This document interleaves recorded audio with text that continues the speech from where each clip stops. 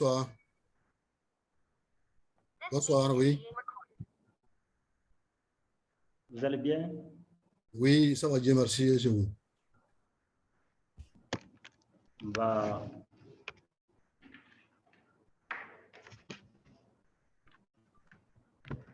quelles sont les nouvelles? Excusez?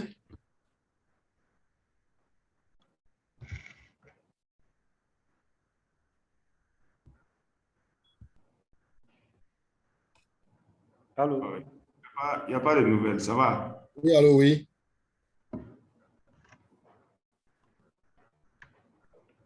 Oui, mon parent de Banyangara, là, ça va?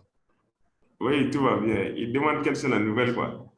Ah, les nouvelles, non, c'est la chaleur et puis l'insécurité. Sinon, tout va bien.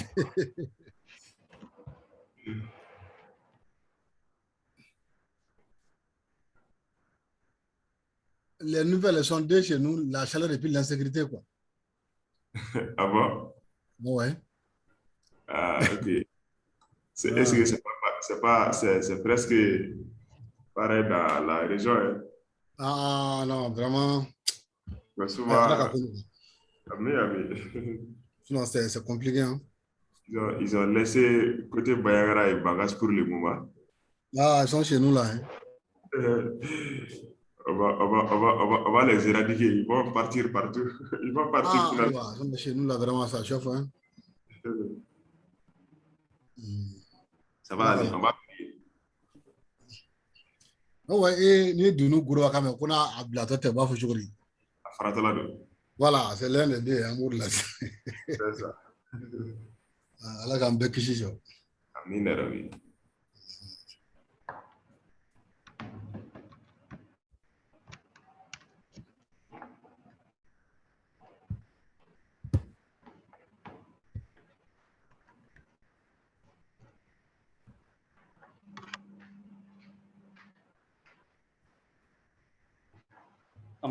Chez vous, quand même, il n'y a pas de problème d'électricité, n'est-ce pas? Bon, non, ça va. Ah, sinon, chez nous, il n'y a pas d'eau, il n'y a pas d'électricité, il y a la chaleur, et puis il y a l'insécurité, c'est compliqué. Hein? Oui. Moi, je ne pourrais pas utiliser. Ok. Donc, on va commencer. Ok. Vous m'attendez? Oui, oui. Ah, ok, tant mieux. Vous voyez le diapo? Oui, oui. Oui. Ok. Où est-ce que nous étions arrêtés la fois passée?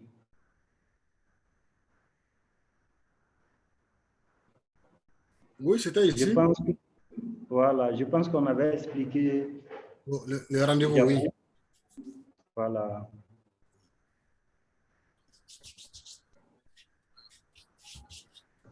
Pendant l'entretien, vous voyez le diapo?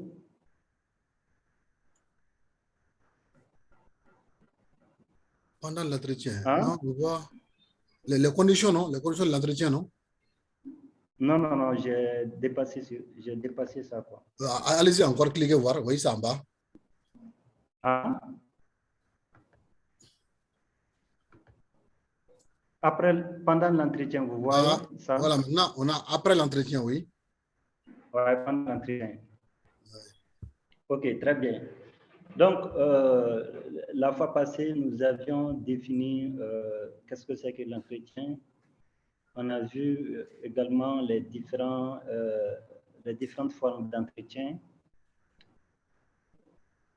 Nous avions vu comment c'est important de négocier la tenue d'un entretien, quelles sont quand même les consignes à prendre en compte. Au-delà de tous ces aspects, quand on est en face de l'entité, il y a aussi des éléments que nous devons prendre en compte. Si vous pouvez fermer les micros, ça serait bien. Docteur Sanogo. Voilà. Donc, si au début, vous avez expliqué que vous allez faire l'enregistrement, l'enquêté, il a donné son consentement pour l'enregistrement, il est d'accord. Maintenant, vous, de votre côté, vous devez prendre au préalable des précautions. Ce n'est pas lorsque vous êtes devant l'enquêté que vous allez essayer de voir si vous disposez des piles ou même si vous ne savez pas si vous avez laissé le dictaphone dans votre poche ou dans le sac. Donc, tous ces aspects-là doivent être pris en compte. Maintenant, nous avons dit qu'il y a deux cas de figure. Lorsque vous-même, vous faites l'enregistrement, c'est-à-dire que lorsque vous prenez des notes, on avait dit de faire attention de ne pas déformer les propos donnés par les enquêtés. C'est-à-dire en prenant des notes, il faut respecter le style de l'enquêté. Donc, s'il utilise un style direct ou indirect, vous devez adopter la même chose. Mais vous ne devez pas vraiment noter des choses que l'enquêté ne vous a pas informé. Donc, c'est important d'être cohérent et d'être fidèle lorsque vous êtes en train de prendre des notes. C'est vrai que souvent, dans la pratique, ça peut être compliqué, mais vraiment essayer de faire en sorte que pour rester dans cette dynamique. Ensuite, lorsque je vous ai dit la fois passée qu'il est quand même préférable d'utiliser les deux en même temps. Vous prenez des notes et à côté, il y a aussi le dictaphone qui est en train d'enregistrer. En fait, vous gagnez doublement en adoptant ces deux stratégies. En écrivant, vous pouvez ne pas saisir des informations ou noter correctement des informations, mais lorsque vous disposez l'audio, vous avez l'opportunité de revenir et de prendre l'information à la source. Donc, 20 ans, 30 ans, lorsque vous écoutez l'audio et que vous avez fait la transcription, c'est comme si vous êtes toujours en face de l'enquêté. Ça, c'est l'importance d'enregistrer. Donc, ça nous permet de savoir dans quelles conditions les entretiens ont été réalisés sur le terrain. Dans quelles conditions, quels ont été les comportements de l'enquêteur face aux enquêtés.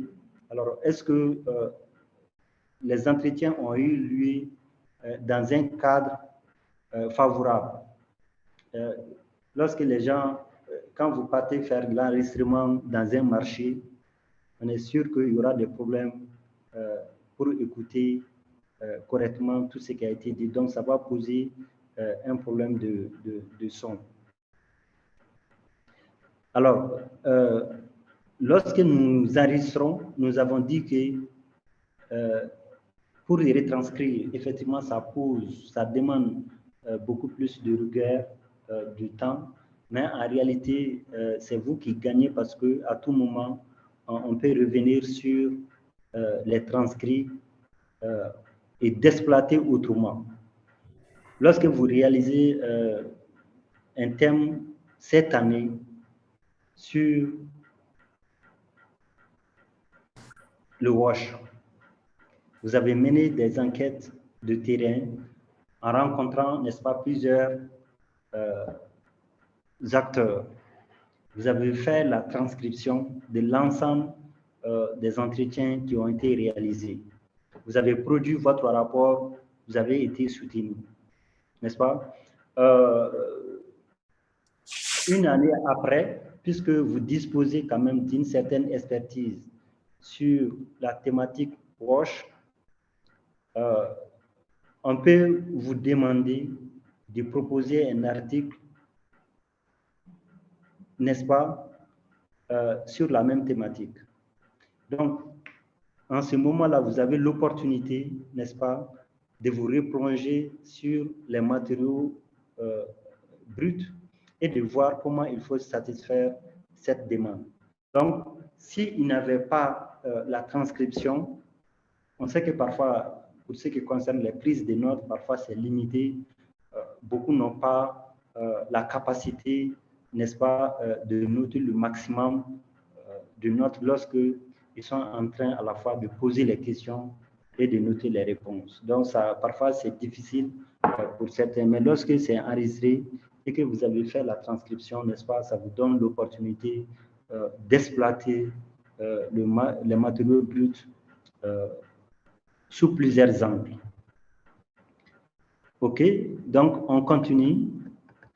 Alors, ça, c'est pendant l'entretien. Concernant l'enregistrement. Après l'entretien, nous avons dit que ce qui est important, c'est la retranscription. Et lorsque vous finissez immédiatement d'un entretien et que vous disposez du temps nécessaire, l'idéal voudrait que tout de suite que vous commenciez à retranscrire. Parce que là, vous avez beaucoup de choses en tête. Ça vous permet vraiment d'aller plus vite.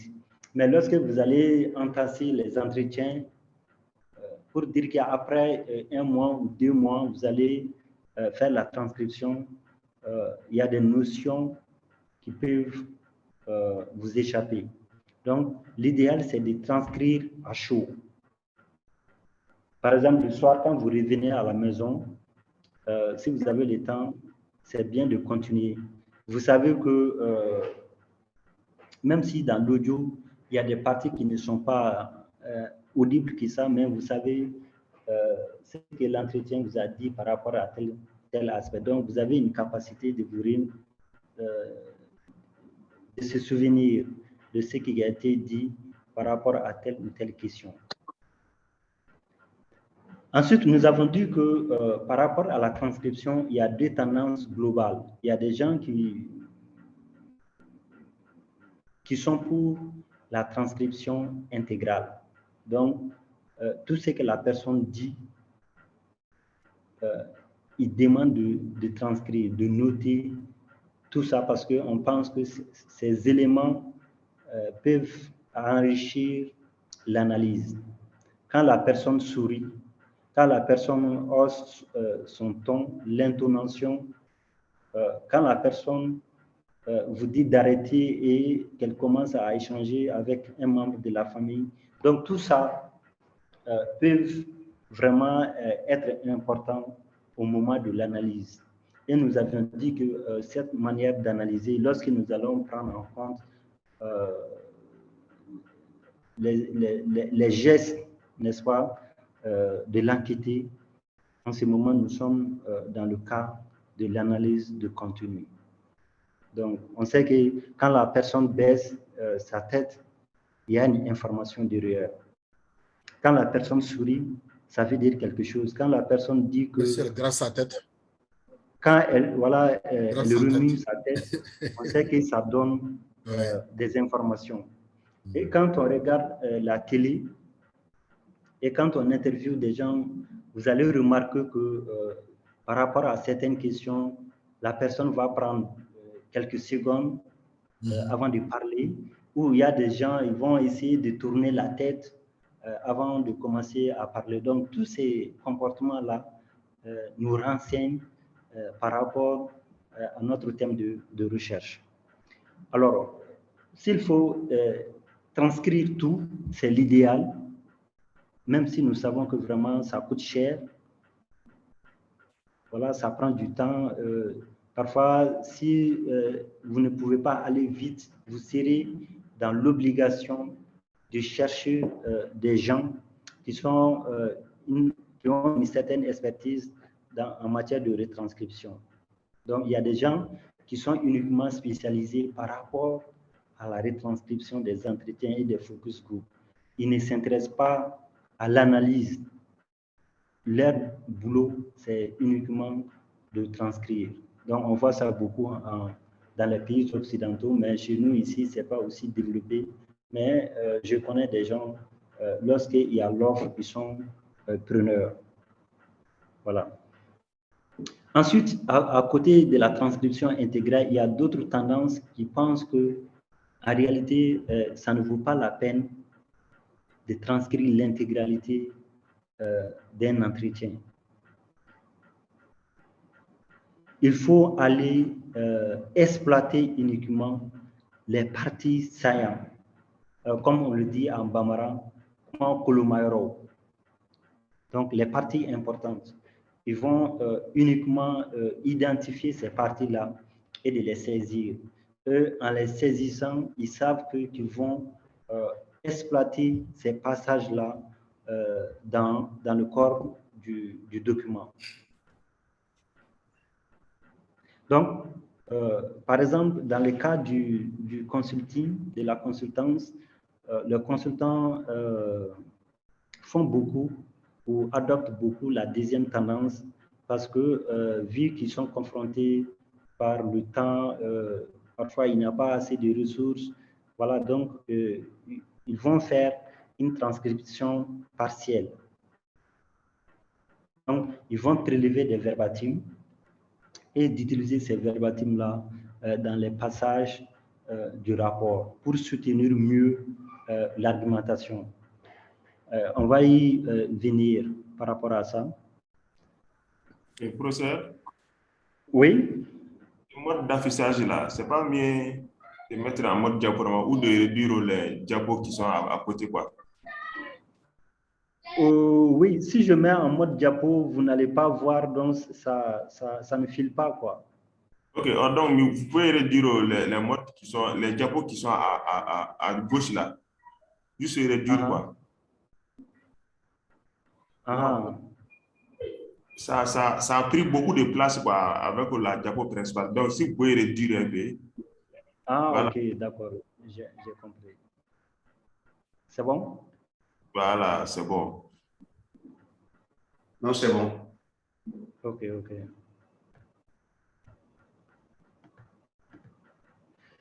Donc, on continue.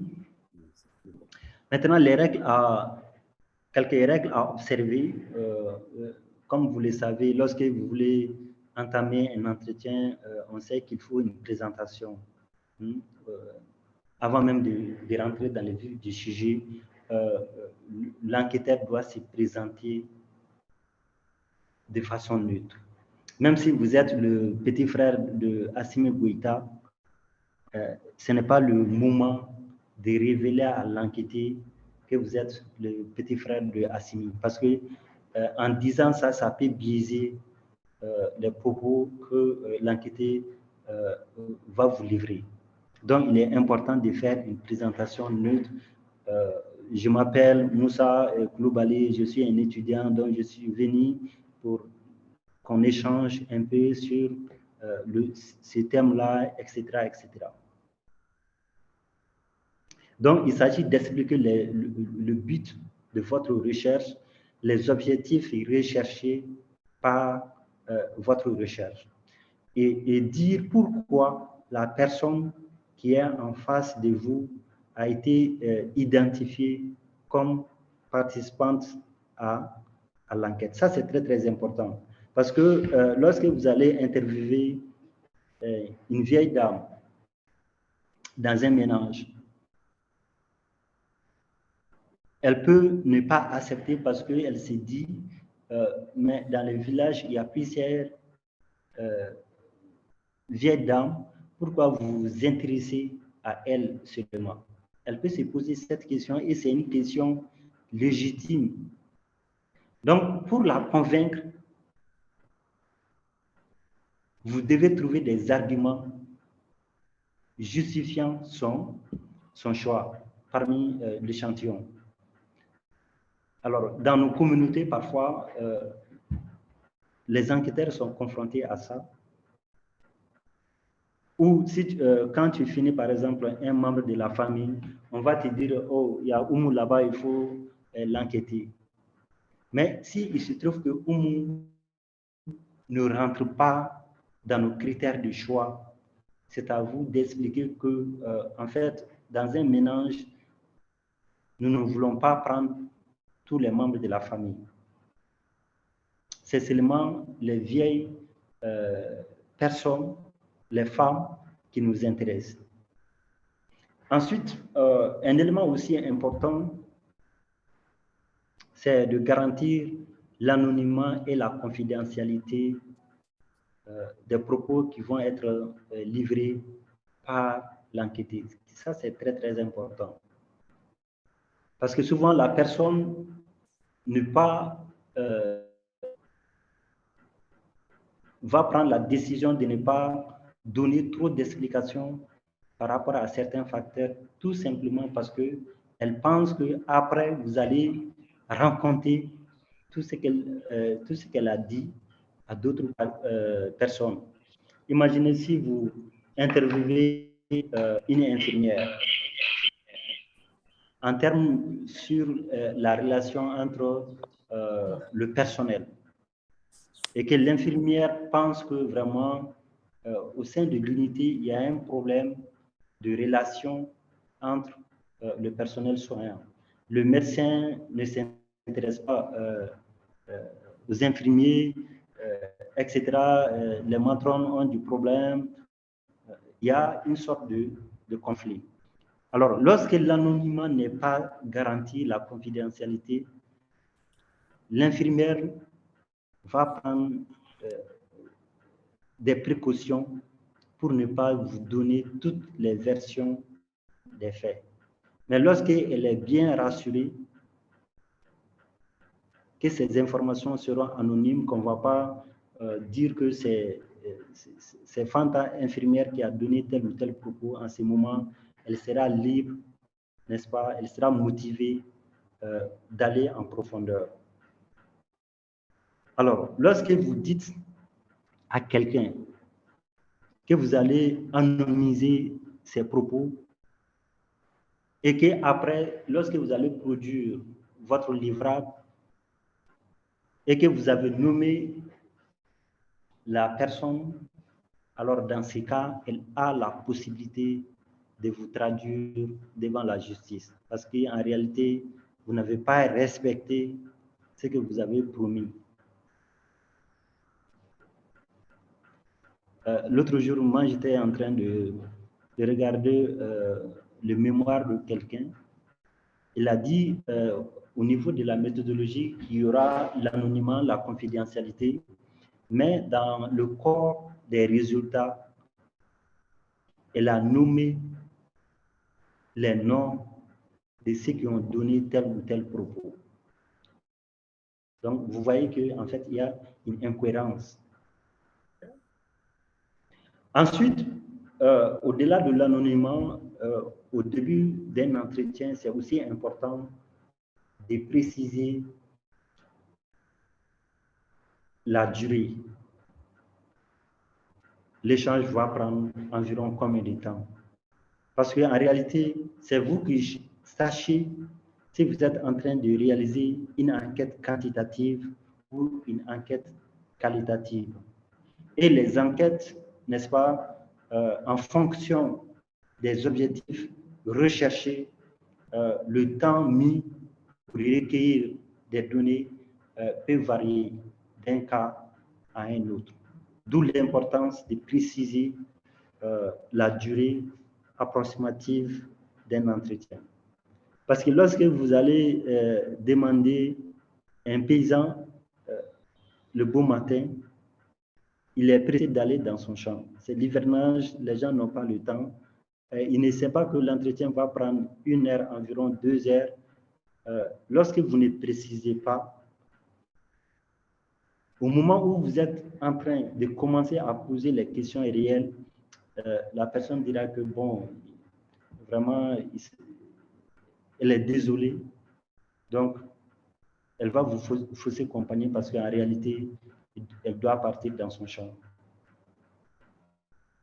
Donc, dans ces cas, soit vous allez laisser partir la personne et revenir peut-être le soir, tout en fixant une heure quelconque, voilà. Ou finalement, vous allez perdre la personne complètement parce que si elle n'accorde pas, si elle ne vous permet pas de revenir après pour échanger, dans ce cas, vous serez obligé de chercher quelqu'un d'autre. Donc, pour éviter tous ces problèmes, il est aussi important de préciser la durée. Donnez le maximum de temps à l'enquêté de répondre à vos questions. Vous devez être patient, il ne faut pas montrer à l'enquêté que vous êtes précis, etc., etc. Vous devez être patient, lui donner le maximum de temps de développer ses réponses, n'est-ce pas, par rapport aux questions posées. Ensuite, lorsque vous allez commencer à poser des questions, les normes voudraient qu'on pose d'abord les questions neutres. Les questions neutres. Il faut commencer par les questions neutres. Comme ça, l'enquêté va s'ouvrir, n'est-ce pas? Il sera libre de parler. Mais lorsque vous allez commencer avec des questions sensibles, des questions qui concernent sa propre vie, n'est-ce pas? Ça peut être un blocage pour la continuité, n'est-ce pas, de l'entretien. Donc, les questions neutres sont bonnes à poser au début de l'entretien. Donc, vers la fin, c'est en ce moment qu'il faut poser les questions sensibles. Cela trouve que vous avez récolté le maximum d'informations, même si la personne refuse de répondre à ces questions, entre guillemets, sensibles. Déjà, vous avez de la matière. Monsieur? Oui. Voilà. Donc, par rapport à ces questions neutres-là, est-ce que, plus généralement, bon, on voit que les questionnaires, là, les entretiens, bon, puisque nous, ça commence par les caractères sociaux démographiques. Est-ce que ça peut correspondre à ces questions neutres-là?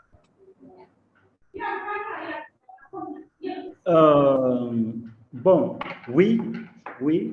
Souvent, par exemple, demander tu as combien d'enfants, tu as combien de bœufs, etc. Oui, souvent c'est ça. Et nous, on est habitués, n'est-ce pas, à poser ces questions-là au début de l'entretien. Mais en réalité, il y a des chercheurs qui demandent ces informations vers la fin. Au début, ils se présentent, ils demandent le nom de l'enquêté.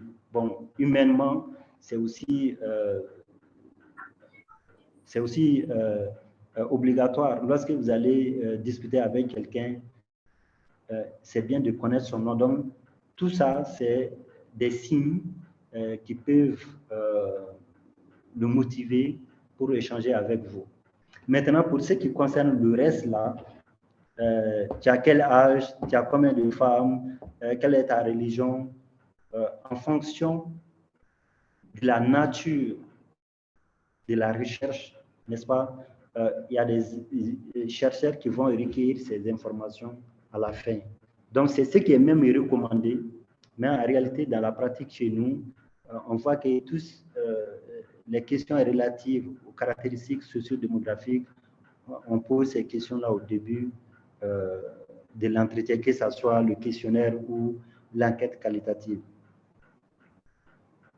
Alors, aussi, c'est important de ne pas toujours demander est-ce que vous êtes polygame, quelle est votre religion.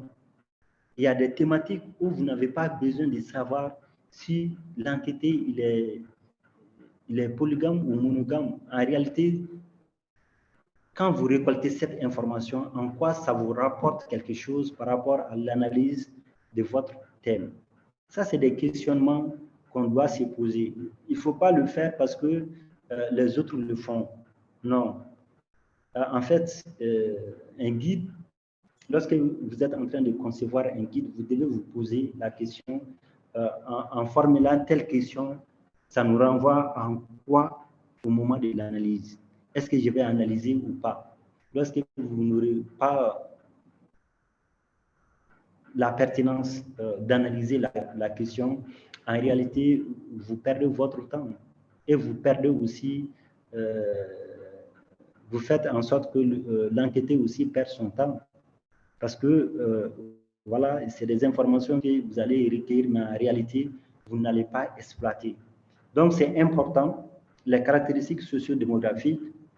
Pour certaines thématiques, on a besoin de savoir est-ce que la femme qui est devant moi, elle a fait combien de maternité? Lorsque je travaille sur la santé maternelle et néonatale, bon, voilà, cet aspect-là peut être intéressant. Mais toujours, il ne faut pas prendre ces mêmes éléments dans tous les cas, parce que dans tous les cas, ça ne vous donne pas une valeur ajoutée. C'est bon? Oui. C'est bon, c'est bon. D'accord. Donc, professeur, j'ai une question. Oui. Parce que moi, je vois que cette question-là quand on est dans une étude quantitative, les questions dont vous parlez, généralement, toutes ces questions commencent par ça. Oui. Ça veut dire qu'on n'est pas en train d'observer les règles ou pas? Oui, bon, c'est-à-dire que le problème aussi, c'est lié à l'expertise, n'est-ce pas? Parce qu'il y a des gens aussi, c'est vrai qu'ils sont chercheurs, mais ils ne savent même pas que ces questions-là, on doit commencer l'enquête. On ne doit pas systématiquement commencer l'enquête par ces questions-là. Tout le monde ne le sait pas, hein? Ça, il faut le dire. Parce que la recherche aussi évolue, quoi. Je dirais, professeur, voilà, mais les règles générales voudraient que les questions sensibles, qu'on les pose, n'est-ce pas, en fin d'entretien. Il y a des personnes, quand vous demandez quel est votre âge, il y a déjà, elles ne sont pas contentes. Mais, ou bien exactement, c'est ça le nombre d'enfants. Ils vont dire, bon, est-ce qu'on peut citer sur ça? Voilà, parce que c'est des questions. Il y a des gens, ils ne veulent pas savoir voilà, qu'ils ont 2 femmes, ou bien qu'ils ont 15 enfants, ou bien qu'ils ont 20 enfants, etc. Ou bien, voilà, qu'ils soient musulmans ou religieux, voilà, ils ne veulent pas découvrir ces informations-là. Mais, même si, imaginez quand vous allez formuler votre guide d'entretien ou le questionnaire et que vous allez mettre ces informations-là à la fin, bon, on va vous demander de les ramener au début parce que voilà, c'est comme ça, c'est comme ça. Souvent, voilà, les gens ne savent pas les ficelles du métier. Beaucoup le font, mais en réalité, l'ont appris. Ouais, c'est ça aussi la réalité des choses. Professeur. Voilà. Même si vous le savez, vous travaillez avec CEO, d'études Rennes, qui vous a recruté, n'est-ce pas, pour conduire une évaluation. Vous avez mis ces informations-là à la fin, le chargé de suivi et évaluation dira que ça, c'est quel consultant? Depuis que je suis né, je n'ai jamais vu un consultant concevoir comme ça un guide d'entretien. Voilà. Et pourtant, lors du recrutement, là, lors du dépouillement, moi, j'étais pessimiste par rapport au choix de la personne. Voilà qu'aujourd'hui, qu'on me donne raison. Mais est-ce que lui-même, en tant que suivi évaluateur, est-ce qu'il dispose des connaissances, des compétences, voilà, pour dire qu'on ne doit pas mettre ces questions-là vers la fin du guide ou du questionnaire. Mais puisque c'est eux qui te payent, c'est eux qui t'ont recruté, bon, il y a 2 choix. Il y a des consultants, voilà, et ils s'alignent directement par rapport à tout ce que le commanditaire demande. Oui, bon, puisque vous pensez que ici, là, ce n'est pas le bon endroit, ce n'est pas un problème, moi, je vais le ramener au début. Mais il y a des consultants, des gens qui aiment leur métier, qui savent ce qu'ils sont en train de faire, c'est la bonne manière. Dans un premier temps, ils vont essayer de sensibiliser. la personne pour dire que, attention, voilà, c'est comme ça, c'est comme ça. Maintenant, après cette explication, si il voit que la personne n'adhère pas, même s'il sait que ce qu'il dit, c'est la science, c'est la réalité, bon, il sera obligé de le faire parce que hein, dans le cas de la consultance, en fait, ce n'est pas du courant. Souvent, quand la consultance, quand ça atteint un certain niveau, en réalité, c'est comme on appelle le consensus, mais pas en tant que tel la science. Oui, quelqu'un voulait parler un moment.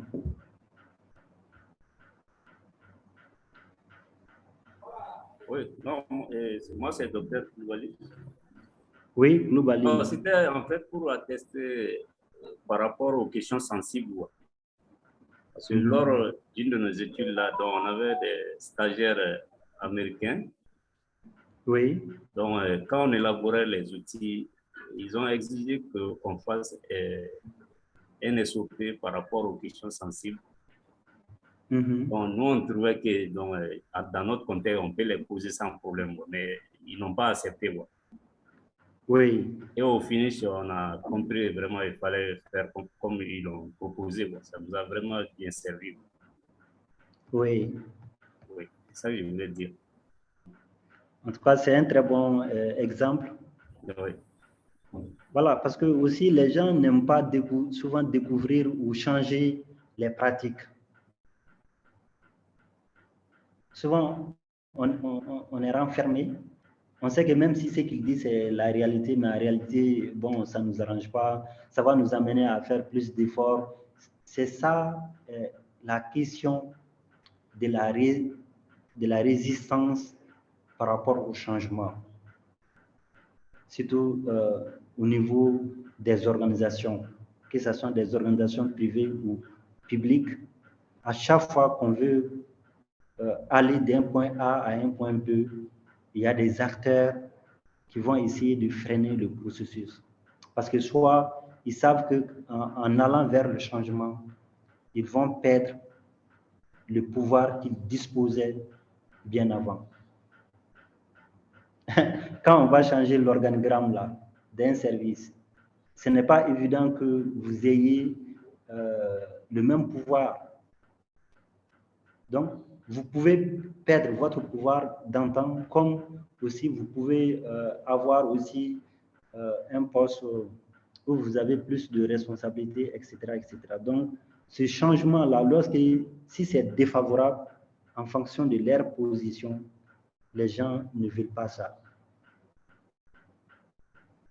Et un plan de comment faire un compte rendu. Voilà, il y a 10 ans, nous, on fait comme ça. Si vous me demandez de changer le canevas, là, vous allez m'inviter à réfléchir encore, à faire plus de sacrifices. Donc, ces sacrifices supplémentaires-là ne m'arrangent pas parce que vous êtes en train d'augmenter ma charge de travail. Voilà les raisons pour lesquelles les gens n'aiment pas le changement au niveau des organisations.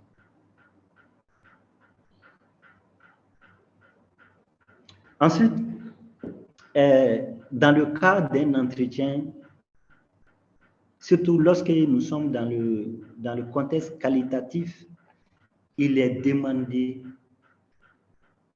à chaque fois des détails. Il faut demander des détails. Demander à l'enquêteur de vous donner des exemples concrets. C'est ça.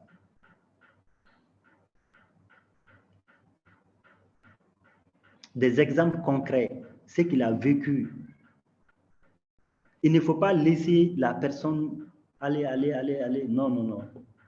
Souvent, on peut faire 10 minutes, mais en réalité, lorsque je vais analyser tout ça, je n'aurai pas à exploiter quelque chose. Parce que c'est vrai, il a parlé, mais en réalité,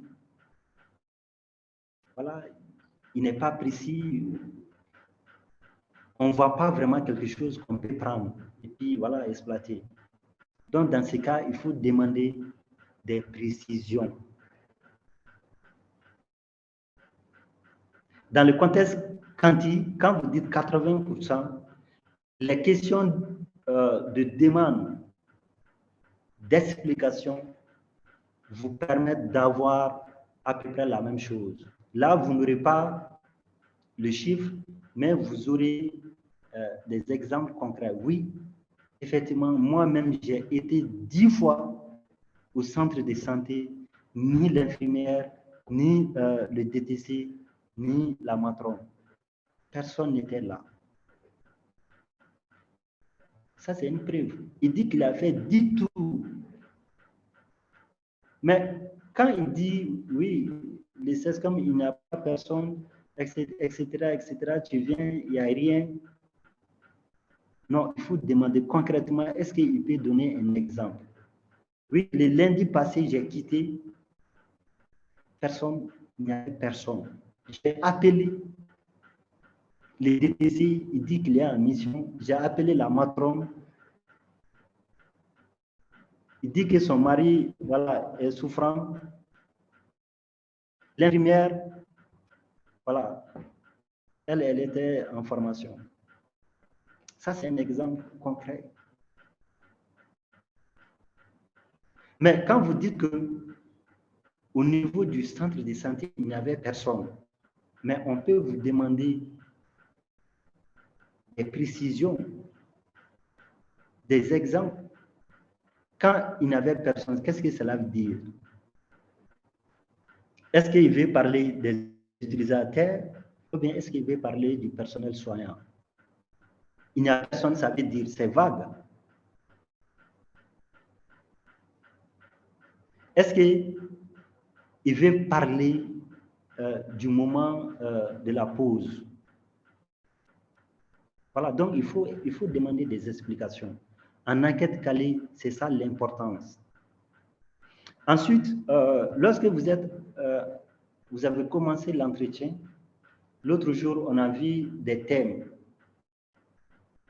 Lorsque vous êtes en train de parler sur l'accès aux services de santé et que vous voulez quitter ce thème-là pour venir à un autre thème, il faut expliquer à l'enquêté. Voilà, on était en train de parler sur l'accès aux soins. Maintenant, je vais parler, on va discuter sur votre appréciation par rapport aux services offerts par le centre de santé de votre localité. Donc, vous précisez le contexte des questions qui vont venir après. Et l'enquêté va aussi prendre des dispositifs pour, n'est-ce pas, rester dans ce cadre-là. C'est bon? Oui, c'est bon. Oui, c'est bon. Oui. C'est bon. OK. Un enquêteur, c'est quelqu'un qui doit avoir des techniques. Quand on est souffrant et quand on part au centre de santé, le médecin, il fait tout pour qu'on ait la santé. Il développe des techniques. Plusieurs techniques pour diagnostiquer le mal et proposer des remèdes. Mais l'enquêteur, si vous partez dans une communauté, il faut faire recours à des techniques qui vont pousser les gens à aller au-delà d'eux-mêmes. Et il y a des gens qui vont dire, non, mais l'avortement là, moi je ne connais pas quelque chose sur ça. Hein. Il y a ma petite sœur là qui a été à l'école, elle connaît plus que moi. Je vous propose d'aller l'écouter. Mais avec votre technique, si vous commencez à échanger, vous allez voir que la personne qui disait qu'elle n'a pas de connaissances des expériences, des représentations. Voilà 7 personnes qui vous livrent finalement tout ce que vous cherchez. Mais ces informations-là ne viennent pas comme ça. Il y a des techniques qui permettent de motiver l'interlocuteur. Et parmi ces techniques, il y a le oui, les OK. Ah oui. Assimi Goïta, il était venu ici. Hein. Il nous a donné vraiment une contribution. Il a fait une journée ici. Après son départ, on m'a donné 40 000 francs. J'ai acheté du mil et puis j'ai acheté quelques habits pour mes enfants. Lorsqu'il s'arrête, ou en disant ça, lorsque vous dites, ah ok, Assimi était venu. Oui, Assimi était venu. Moi-même, j'étais sur la place publique. Le chef du village, il a pris la parole. Il a dit ceci. Après le préfet, après le directeur de l'école, ils ont bien expliqué nos problèmes au président de la République. Ah, ok. Il va encore développer. Mais si vous restez assis, en train de somnoler, mais l'enquêteur va dire que lui-même, il est en train de perdre son temps, hein, parce que, voilà, l'enquêteur là, il est en train même de dormir. On a l'impression qu'il n'est pas venu pour travailler. Où est-ce que tu as dormi hier soir? Donc, les techniques, oui, ok, tout à fait, etc. Ça, c'est des propos qui stimulent l'enquêteur. Ensuite, il y a aussi ce qu'on appelle la technique du miroir, ou encore appelée la technique écho.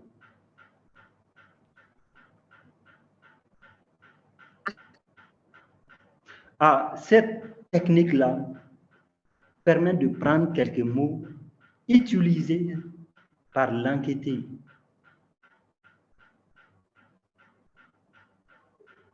Quand vous allez prendre ces quelques mots-là, ça va aussi pousser l'enquêteur à développer ses idées. Soumaya Kumedena. Soumaya Kumala, le jour où on est parti au centre de santé, si jamais on n'était pas parti là, ça allait être grave. Hein? Le docteur, il a été clair. Il nous a dit qu'on est venu au bon moment, sinon c'était la catastrophe. Et catastrophe où?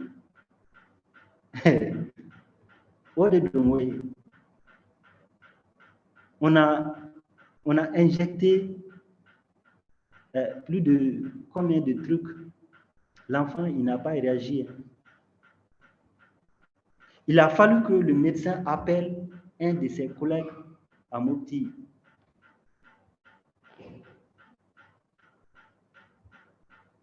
Ce dernier est venu, il a fait des choses, c'est en ce moment que l'enfant a commencé à parler. Moi-même, j'étais vraiment inquiet, quoi. Je ne savais même pas que vraiment, je pensais que c'était fini. Hein.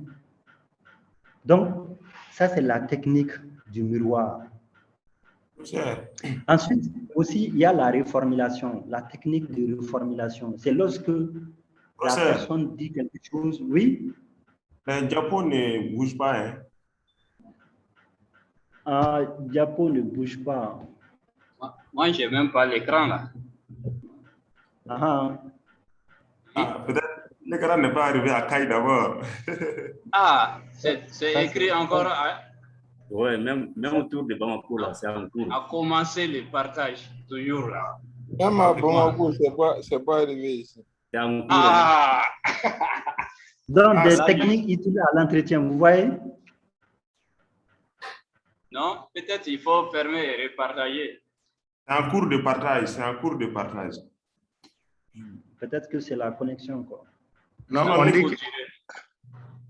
on dit que Birama Bagayo a commencé le partage d'écran depuis le début jusqu'à maintenant. Non, l'autre écran était à Bayangara ici. C'est ça. Non, nous, on a pas d'écran, mais c'est maintenant que c'est parti. Quand j'ai connecté le téléphone, donc on voit l'écran. Ça suit, mais quand même, avec l'ordinateur, il n'y a rien. On ne sait pas pourquoi. On voyait la règle, je ne sais pas, les règles. Oh, oui, exactement. Donc, avec mon téléphone, donc, je vois ces règles-là. Mais sur l'ordinateur, il n'y a rien. On dit que c'est à commencer le partage. Ok, je vais fermer. C'est la connexion de l'ordinateur qui n'est pas bien. En tout cas, le son est parfait. Mais c'est le diapo là qui ne vient pas, quoi. Voilà, le diapo ne suit pas. D'accord.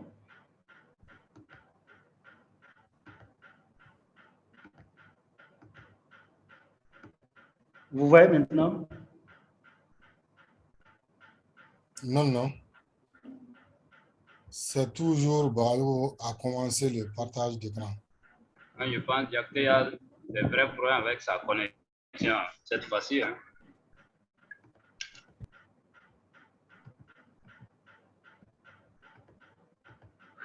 C'est toujours la même chose. Oui. Pourtant, nous, on avait l'écran. Ouais, bon, peut-être que...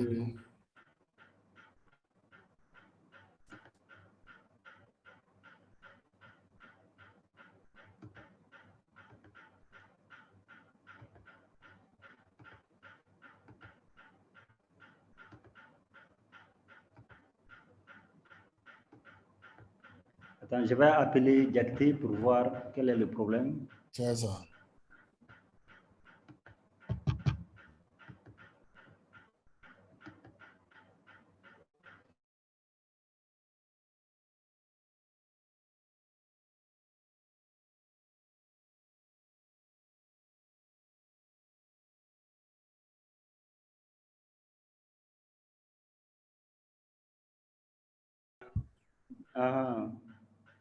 Bon, la connexion là, ça part. Bon, on va essayer de continuer gratuitement. D'accord. Donc, on continue. Oui, c'est partagé. Hein? Oui, c'est partagé.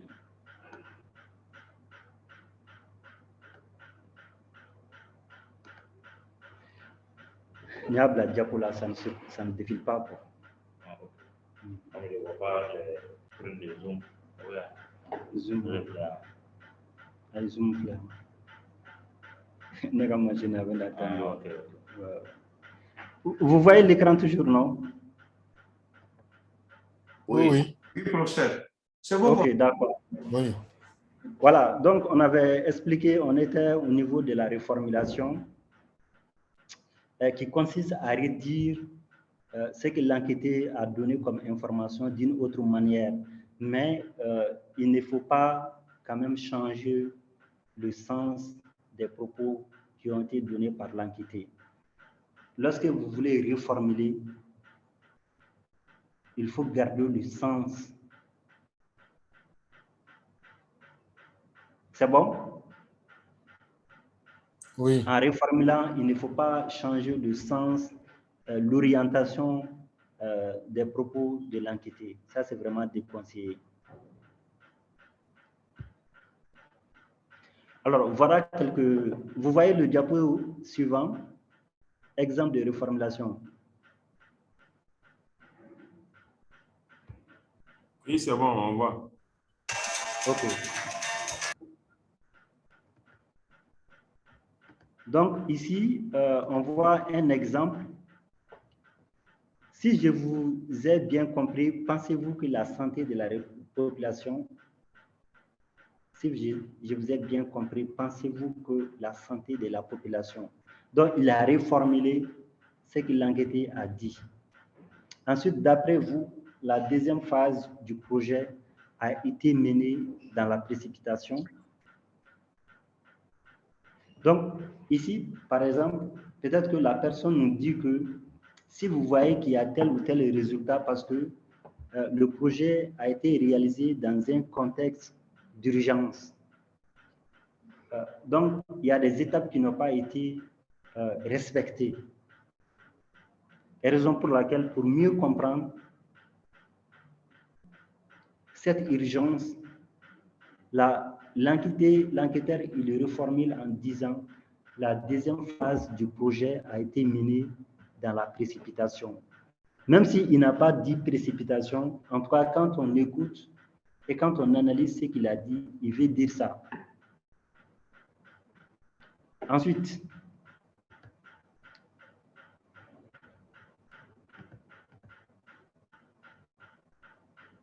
les demandes neutres. Vous voyez le diapo toujours? Oui, c'est bon. OK. Donc, aussi, c'est important de demander des questions, de faire des demandes neutres. Ces demandes neutres-là, leur importance, c'est d'avoir des précisions. Et on a donné un exemple. Est-ce que vous pouvez me préciser cela? Très, très important. Ensuite aussi, il y a les silences. Mais il ne faut pas que ça soit un silence prolongé.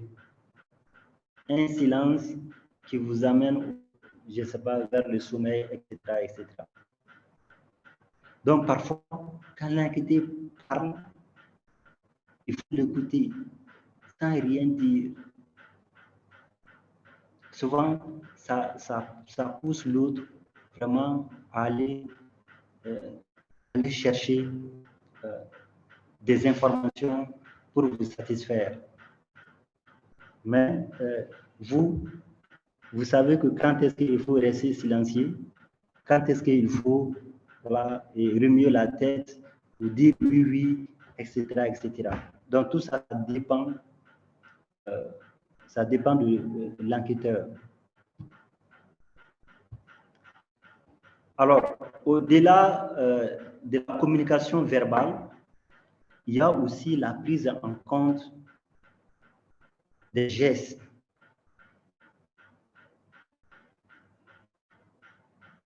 De l'enquêteur.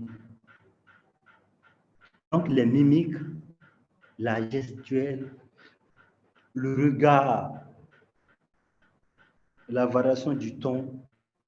Donc, tout ça, ça aussi, c'est des techniques qui peuvent pousser l'enquêteur à développer ses réponses.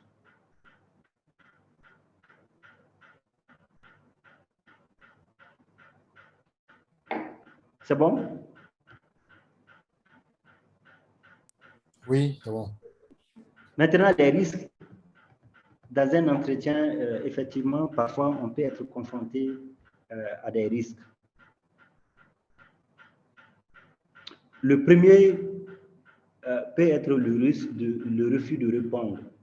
Mais en réalité, ça, lorsque vous préparez correctement le terrain d'enquête, lorsque l'introduction se passe bien, votre physique, votre manière de parler, tout ça, ça va minimiser le refus d'être interviewé.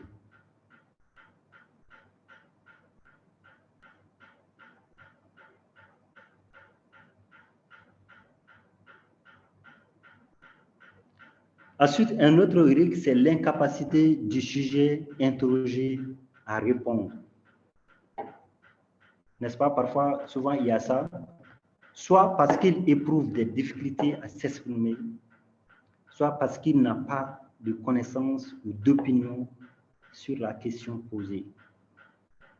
Là, il y a des gens, si forcément ils n'ont pas d'avis par rapport à un phénomène bien donné, donc ils peuvent être limités dans les réponses. Ou si il sait que vraiment il ne peut pas donner des points de vue cohérents, etc. Donc il va décliner votre offre. Souvent, cela est fréquent. Mais aussi, un autre biais qui est important à prendre en compte, ça c'est le biais de prestige.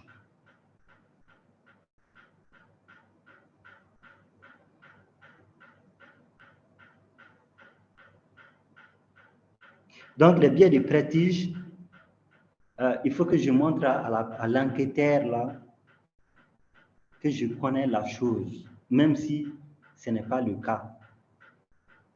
Donc, la personne, au lieu de dire la vraie version des choses, il va développer l'imaginaire. Parce que la personne veut vous satisfaire. Imaginez si vous demandez à une femme sur l'utilisation d'une méthode de planification familiale.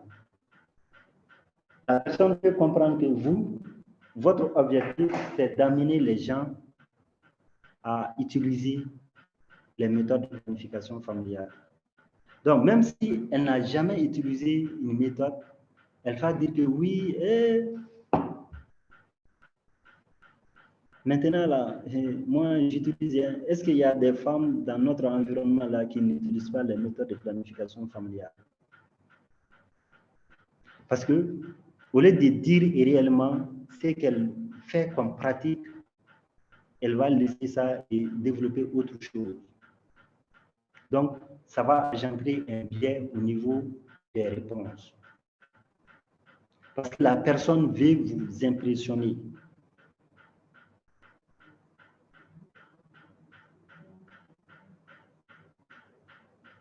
Donc, ça, c'est l'effet de prestige.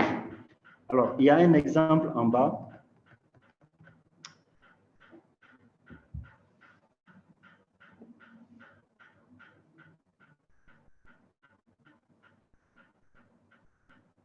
Donc, les réponses à des questions d'opinion n'exprimeront pas leurs sentiments spontanés, mais seront des réponses dont ils pensent qu'elles leur vaudront un jugement favorable de la part de l'enquêteur. Donc, c'est aussi important, lorsque vous êtes en train de travailler sur un thème, il ne faut pas montrer aux gens votre position. Est-ce que je suis pour l'excision ou bien je suis contre l'excision? Mais si la personne sait que vous êtes contre l'excision, mais elle va développer tous les propos pour dire que l'excision en réalité n'est pas bonne, même si elle continue à pratiquer l'excision. Parce qu'elle a senti en vous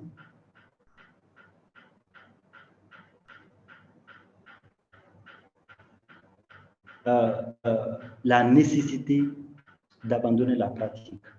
Donc, ce que vous voulez attendre, la personne va vous dire ça, mais en réalité, elle ne dit pas la réalité. Elle ne dit pas la réalité. Donc, faites en sorte qu'on ne puisse pas découvrir votre propre positionnement par rapport à un sujet bien donné. Vous êtes là pour récolter les informations, mais pas pour dire aux gens, oui, mon objectif c'est de mettre fin à ça, mon objectif c'est de développer, etc., etc. Cela n'est pas, c'est pas le bon moment d'évoquer ça. Ensuite, l'autre risque aussi porte sur l'absence de sincérité des réponses. Lorsque vous êtes en train d'échanger avec quelqu'un, parfois vous-même vous savez que ce que la personne vous dit, ce n'est pas des informations sincères. Souvent on le sait. Donc on écoute, mais malgré tout on va l'écouter. Raison pour laquelle, à la fin quand vous allez finir avec les entretiens, il y a des gens, ils vont noter les entretiens. 1, 2, 3, 4, 5. Ce qu'on appelle la crédibilité de l'enquêteur. Nous, par exemple, quand moi j'ai travaillé au niveau de la commission Vérité, Justice et Réconciliation en tant qu'analyste, nous, on adoptait ça pour ne pas perdre du temps de lire un entretien où vous savez que en réalité la personne n'était pas sincère avec vous. Donc, les entretiens à prioriser, on donnait un. Donc, lorsque vous êtes, quand vous allez commencer l'analyse, vous avez les fichiers qui sont numérotés. Lorsque vous voyez un sur un entretien, immédiatement, on sait que c'est un entretien important. Cela veut dire que l'entretien a été réalisé dans un cadre favorable, les conditions minimales étaient réunies, etc., etc. Là, dans ce cas, vous prenez le temps de bien lire l'entretien. Mais lorsque vous voyez 5, cela veut dire que la crédibilité de l'enquêté est moindre. Donc, dans ce cas, on met cet entretien de côté. On ne l'élimine pas carrément, mais on met de côté, on s'intéresse aux entretiens, entre guillemets, où la crédibilité est forte. Imaginez si vous avez 50 fichiers, si chaque fichier, minimum si c'est 12 pages, ça prend énormément du temps. Donc, pour aller vite et être efficace, si les entretiens sont numérotés, ça vous permet de vous concentrer sur les entretiens jugés être crédibles. Donc, ça, c'est vraiment une technique pour ne pas perdre du temps. Ensuite, un exemple de sincérité, on a donné un exemple. Si l'on va s'entretenir avec un syndicaliste sur l'opportunité d'une grève, celui-ci hésitera par exemple à la désavouer pour rester fidèle à son image de syndicaliste, même si dans son fort intérieur, il est d'un avis contraire. Voilà. Il y a eu une grève, mais lui, en tant que syndicat, il sait qu'en réalité, cette grève-là, ce n'était pas nécessaire dans un tel contexte. Mais si vous la demandez, il va montrer que lui, il est syndicaliste, donc il est là pour revendiquer. Il est là toujours pour s'opposer.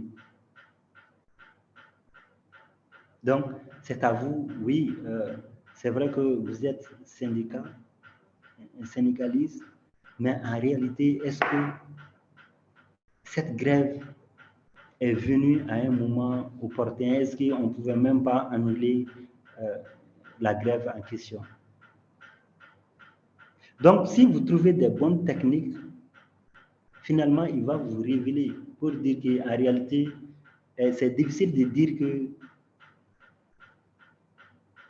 la grève n'était pas nécessaire. Puisque moi-même, je suis le président des Sénégalistes, je ne suis pas la personne la mieux placée pour juger la tenue de cette grève. Ça ne doit pas venir de moi. Mais en toute honnêteté, je n'étais pas d'accord, mais puisque les autres tenaient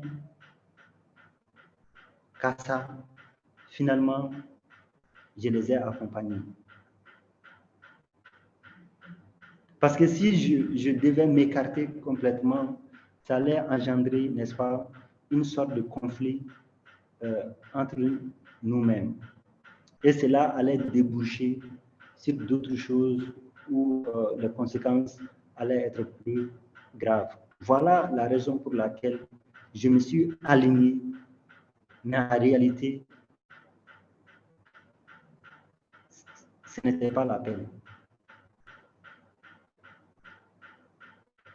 Voilà. Donc, l'absence de sincérité dans les réponses, on le sait, hein? Souvent, on sait que la personne est là, elle veut vraiment vous donner quelques informations pour que vraiment vous partiez, quoi. Mais on sait que les informations qu'elle donne en réalité, ce n'est pas de la réalité, ce n'est pas sincère. Mais elle a du mal de vous dire que non, je ne veux pas vous répondre, etc., etc. Avec Maloya qui reçoit, mais en réalité, avec Amour Finina, ce n'est pas de la vérité. OK. Ensuite,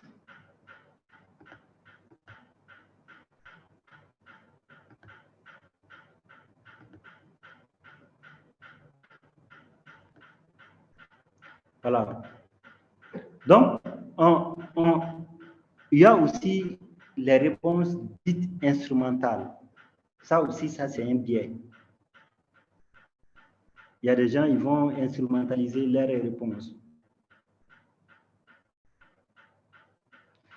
On a donné un exemple. L'enquêté pense à tort ou à raison que l'enquête à laquelle il participe est susceptible d'avoir une influence sur l'évolution de la situation à propos de laquelle on l'interroge.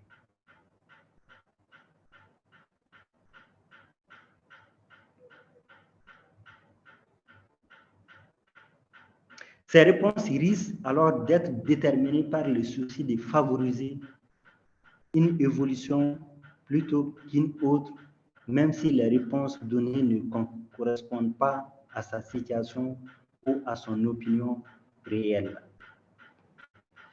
Imaginez, vous partez dans une communauté, vous venez avec l'idée que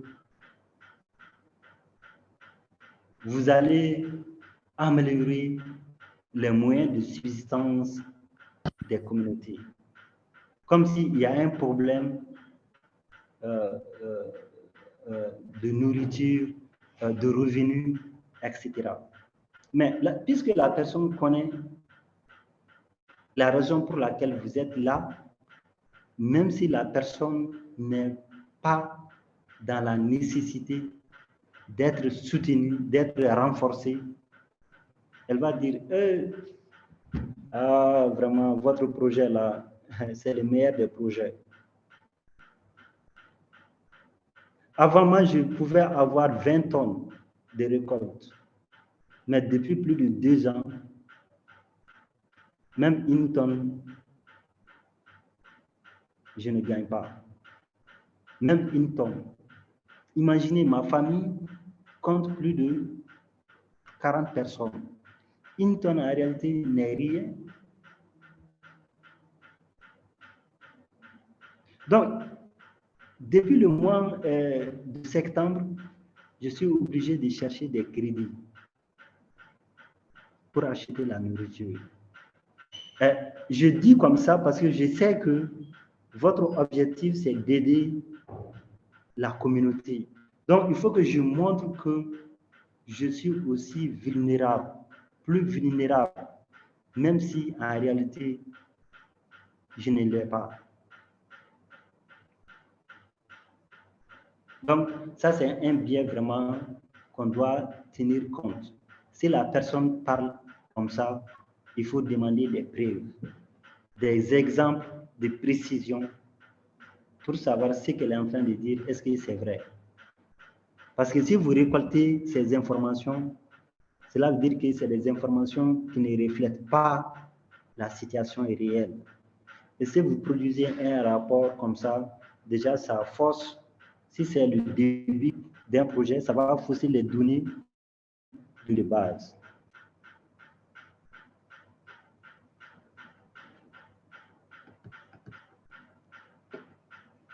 Alors, dans une enquête sur le confort des logements, ça c'est un exemple, des réponses pourront donner une image plus négative que la réalité si certaines personnes interrogées pensent que cela favoriserait l'adoption d'un plan de réhabilitation du quartier qu'elles habitent.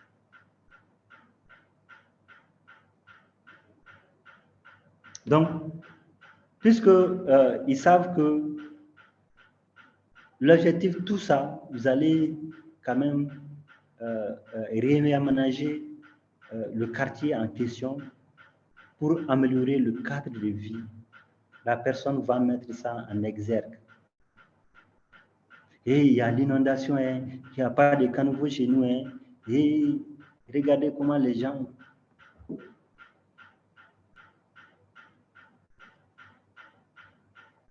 Donc, il va donner raison à votre idée de projet, même si en réalité, ce n'est pas fondé. OK. Est-ce qu'il y a des questions? Des contributions? Avant de continuer.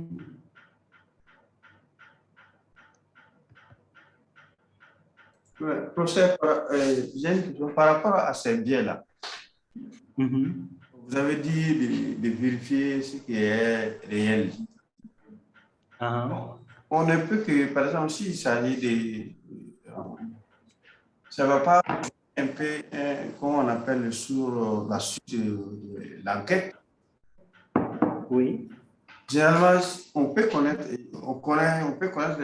la réalité de quelqu'un, mais si on part l'enquêter, si c'est que, comme vous l'avez si bien dit, qu'il pourra avoir des conséquences après et qu'il change de son statut, essayant de vérifier, souvent, il va commencer à dire qu'on est en train de douter de, comment on appelle, de ses réponses, quoi. Oui. Là, voir, par exemple, si c'est le chef du village, vous voyez, il y a dans certains cas, il y a des ONG qui font le soutien au niveau d'un certain nombre de ménages, par exemple, dans un village, mais toujours il passe par le chef du village. Et vous allez trouver que le chef du village est bénéficiaire alors que normalement, il ne doit pas bénéficier. Oui. Voilà. Souvent, lui dit qu'on est obligé de faire avec, quoi. Bon, oui, parce que vous prenez le chef du village par complaisance. Parce que vous avez peur, si vous l'écartez, est-ce que finalement le village lui-même va accueillir le projet? Exactement. Donc, il y a cette peur qui est là. Donc, même parfois, vous allez trouver que le chef du village, n'est-ce pas, c'est le plus riche du village. Exactement. Mais malgré tout, on va, les filets sociaux là, on va sélectionner sa famille pour ça. Mais aussi, comme dans un projet, c'est aussi la stratégie. En prenant sa famille, si ça amène moins de problèmes. Exactement.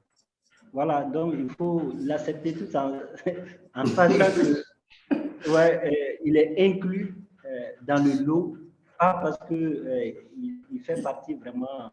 Il répond pas aux critères, il est inclus. La sélection est purement stratégique pour la continuité et la réussite du projet. Voilà, c'est parce que la vie d'un projet, c'est aussi la science et la non-science, quoi. Mais nous, en tant qu'experts, nous devons faire de telle sorte que la non-science n'excède pas sur la science. C'est ça. On doit prioriser d'abord la science. Mais après, voilà, pour X raisons, on peut, n'est-ce pas, ajouter un peu de non-science. Voilà. Mais tout ne doit pas être focalisé sur l'irréel. C'est ça le danger. Nos interventions ne doivent pas être focalisées sur l'irréel.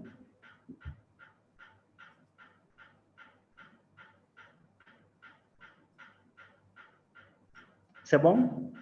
Oui, c'est bon. Merci, professeur. Voilà, donc souvent, il y a de ces gens... Bonsoir, professeur. Stratégiquement, on les inclut, mais en réalité, on sait que c'est... Bonsoir, professeur. Oui, bonsoir. C'est Signaté. Oui, allez-y. Voilà, s'il vous plaît, ce qu'il a souligné là, moi, j'en conviens avec lui, hein, parce que il y a certaines localités où le chef de village occupe une place vraiment très, très grande. Donc, que dans la planification des activités, on trouvera que le chef de village n'est pas inclus. Et sur le terrain, on est confronté à un véritable problème. Parce que avant tout, le chef de village constitue la plaque incontournable, parce qu'on ne peut pas venir dans un village sans pour autant passer par le chef de village. Donc, ici, on doit prioriser la science. Est-ce que, objectivement aussi, ou bien même, est-ce qu'on est sûr d'atteindre les objectifs? C'est ce que moi, je voulais souligner, quoi. Oui, mais il y a aussi... c'est vrai que souvent, le chef du village ne correspond pas aux critères. Mais les ONG aussi, sachant bien cela, ne prennent pas le temps d'expliquer au chef du village. C'est vrai, vous êtes chef du village, mais en réalité, pour le cas de cette intervention, vous ne pouvez pas être impliqué en tant qu'acteur prioritaire ou bien en tant que bénéficiaire direct. Souvent aussi, on ne dit pas cette information. On dit que, bon, si on dit ça finalement, ils vont nous chasser, il y aura ceci, il y aura cela, mais on n'essaie même pas cette approche. Donc, si vous n'essayez pas aussi, le chef du village pense que son choix est légitime, parce que c'est lui le chef du village, donc tout repose sur lui. Lui, il ne peut pas prendre de l'argent et distribuer aux gens sans 5 francs.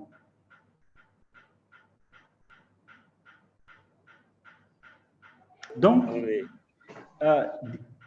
il y a des techniques, il y a des méthodologies pour contrecarrer tout ça, mais on ne se donne pas la peine de le faire. Voilà, parce que nous-mêmes, on intervient souvent dans des précipitations. Si le projet c'est 12 mois, on fait 6 mois en train de tourner. Voilà, le fonds arrive, on n'a pas le temps, donc on s'est dit, même si le chef du village, ce n'est pas un vrai bénéficiaire, ne créons pas de problèmes parce que déjà nous sommes en retard. Cherchons à justifier nos fonds et puis c'est terminé. On a d'autres choses à viser. Parce que toi, tu ne veux pas perdre le financement de l'UNICEF.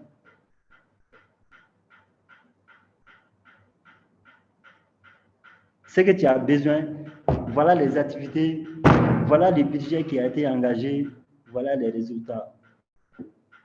Le commanditaire, l'UNICEF ne viendra pas demander si le chef du village fait partie des bénéficiaires ou pas.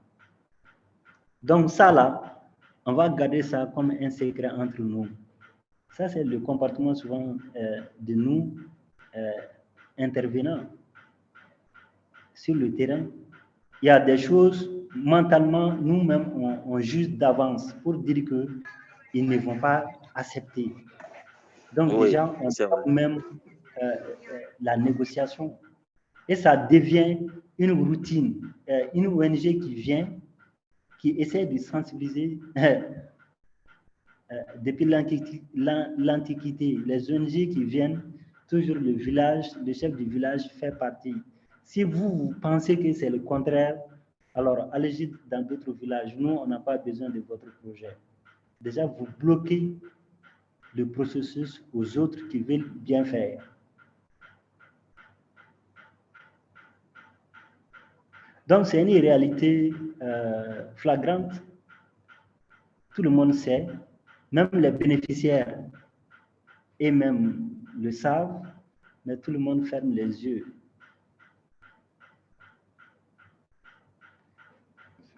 Ensuite,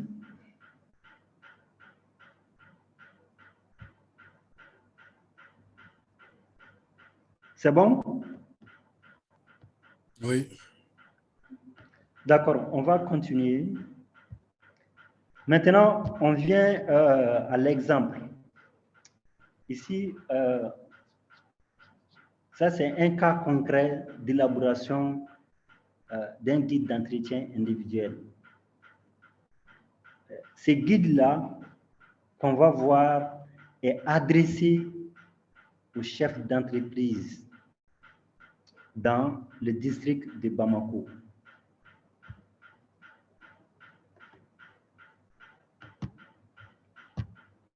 Alors,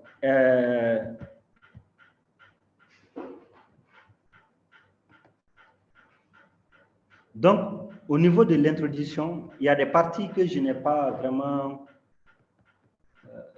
j'ai pas pris en compte toutes les parties, tous les détails possibles, comme c'est une présentation.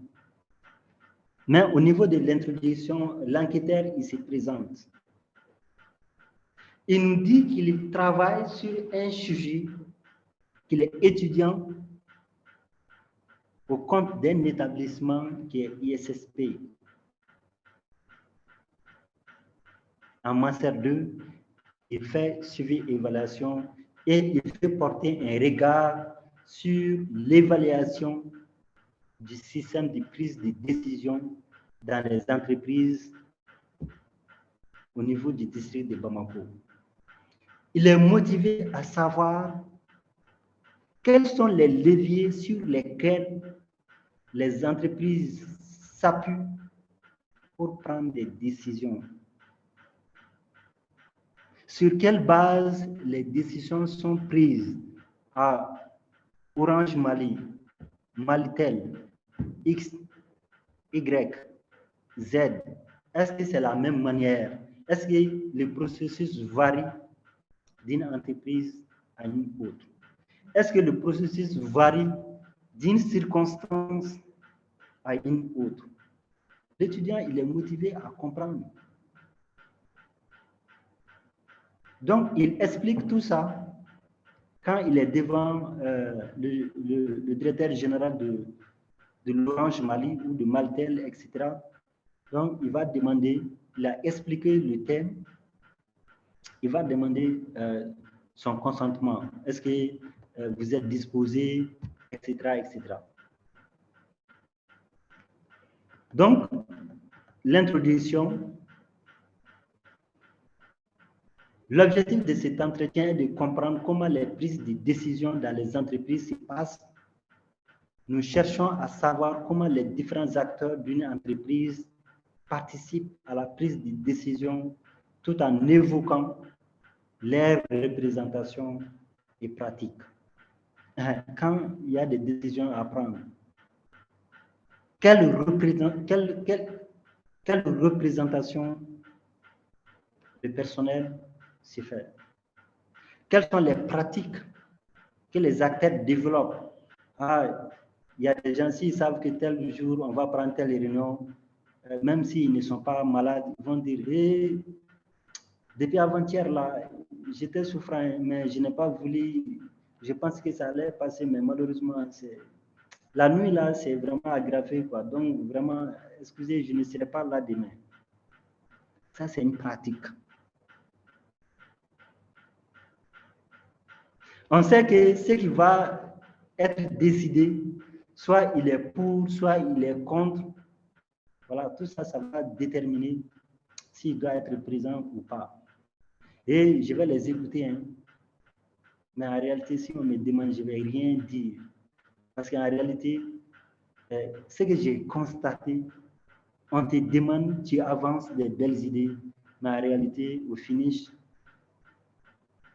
on voit autre chose. Donc, à quoi ça sert de me fatiguer, de dépenser mes énergies? Pour le respect quand même, je serai là. Je vais les écouter, mais sans rien dire. Moi, je ne peux pas continuer à me fatiguer comme ça. Ça, c'est une pratique. Ensuite, donc, par rapport au consentement, l'enquêteur dit que votre participation à cet entretien est volontaire. Nous vous rassurons que vos informations seront confidentielles. Pour la qualité de cette étude, nous vous demandons de nous donner d'amples informations. Donc, la personne, elle nous a donné son accord pour dire qu'elle veut échanger avec nous, donc elle est disposée Donc, vous allez vraiment la rassurer pour dire qu'il ne faut pas qu'elle cesse de dire telle ou telle chose parce qu'elle-même pense que d'office, ce n'est pas bon à dire ou c'est bon à dire non. C'est-à-dire que vous êtes intéressé à toutes sortes d'informations. Que ce soit des informations entre guillemets bonnes ou mauvaises, là, vous êtes intéressé à prendre tout. Donc, il faut vraiment rassurer l'enquêté par rapport à ces points. Compte tenu de l'ampleur et de la qualité des informations que vous allez nous fournir, je vous prie de les enregistrer à l'aide d'un dictaphone. Donc, si vous devez enregistrer dès au niveau de l'introduction, il faut être clair. Il ne faut pas mettre le dictat en marche à l'insu de la personne. Ça, c'est vraiment déconseillé. Il faut le dire clairement. S'il est d'accord, go. S'il n'est pas d'accord, il n'y a pas de problème. Vous allez prendre des notes. Donc, si vous devez enregistrer, expliquez l'intérêt d'enregistrer. Pourquoi vous êtes animé?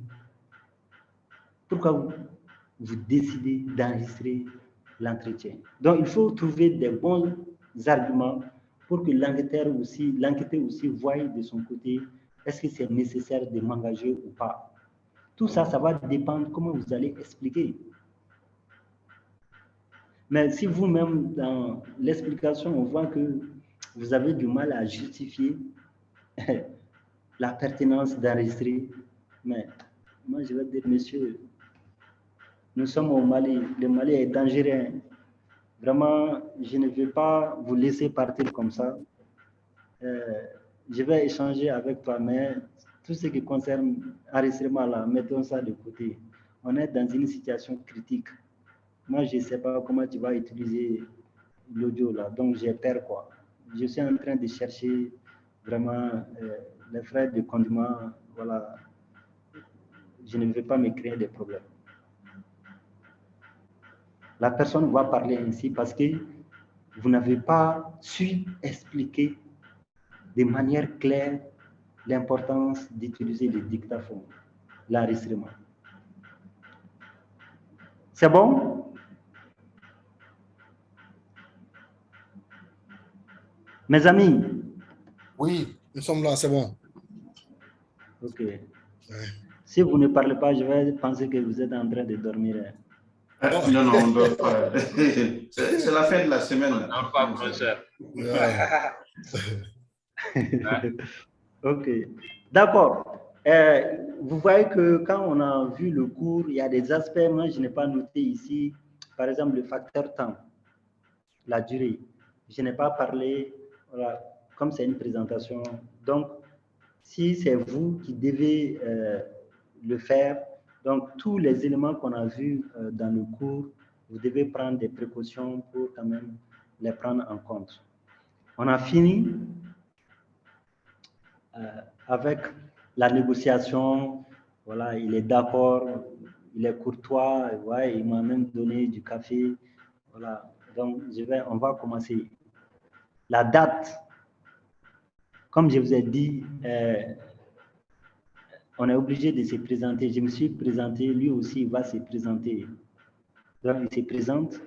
Voilà, et comme j'ai affaire avec plusieurs organisations, donc on me demande de nommer le nom, de nommer les organisations et leur quartier.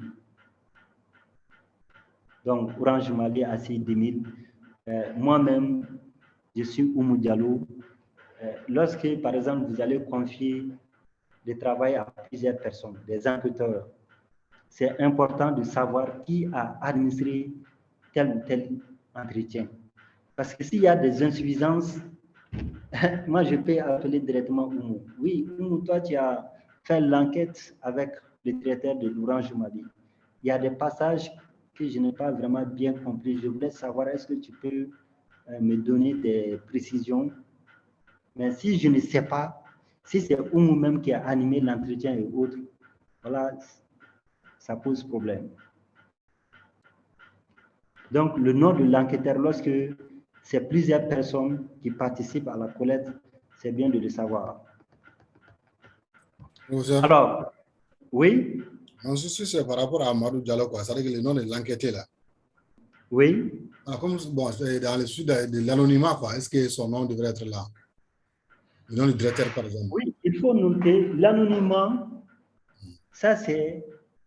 Est-ce que si je quitte à l'Orange Mali, en rencontrant Signaté, Signaté, aujourd'hui j'ai rencontré le directeur Madou Diallo, il est le directeur de l'Orange Mali, j'ai pensé que Orange Mali c'était même un service organisé, mais Signaté c'est tout à fait le contraire. Voilà une grande organisation, il n'y a même pas de réunion hebdomadaire, les gens ne savent même pas ce qu'ils doivent faire, pas de description de job, pas de sanctions, vraiment c'est le désordre total. Moi, ce que je vous dis là, c'est du concret. Hein. C'est le directeur Madou Diallo qui m'a dit, bouche.